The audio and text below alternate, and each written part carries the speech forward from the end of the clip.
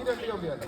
ഈ രണ്ട് കമ്പിയുടെയും നടുക്കൂടെ ഇങ്ങനെ കയറി സ്ട്രൈറ്റ് ആയിട്ട് വണ്ടി കിടക്കണം.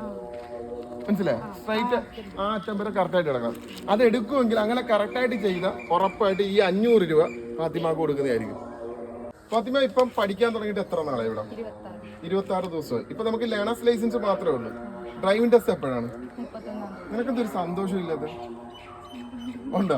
അല്ല മറ്റേതെന്ന് പറഞ്ഞാൽ ഭയങ്കര ചിരിയും കളിയല്ലേ, അതുകൊണ്ടൊക്കെ ഇപ്പൊ ഒരു ഗൗരവത്തിൽ ഇരിക്കുന്നത്, അതുകൊണ്ട് ചോദിച്ചത്.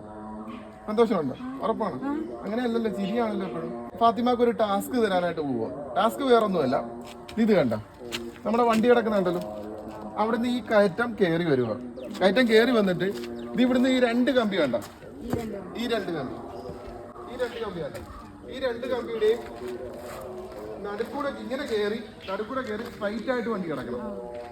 മനസ്സിലായോ? സ്ട്രൈറ്റ് ആ അറ്റം വരെ കറക്റ്റായിട്ട് കിടക്കണം. അത് എടുക്കുമെങ്കിൽ അങ്ങനെ കറക്റ്റായിട്ട് ചെയ്താൽ ഉറപ്പായിട്ട് ഈ 500 രൂപ ഫാത്തിമാക്ക് കൊടുക്കുന്നതായിരിക്കും. ചെയ്യുവോ? ഉറപ്പാണോ? എനിക്ക് പേടി.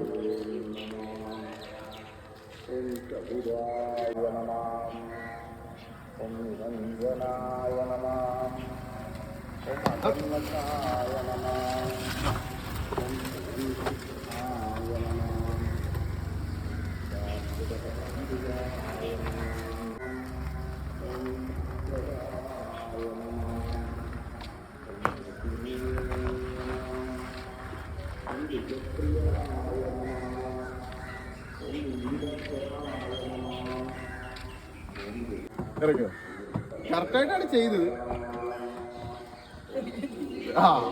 എന്തിനാ പേടിച്ചത്?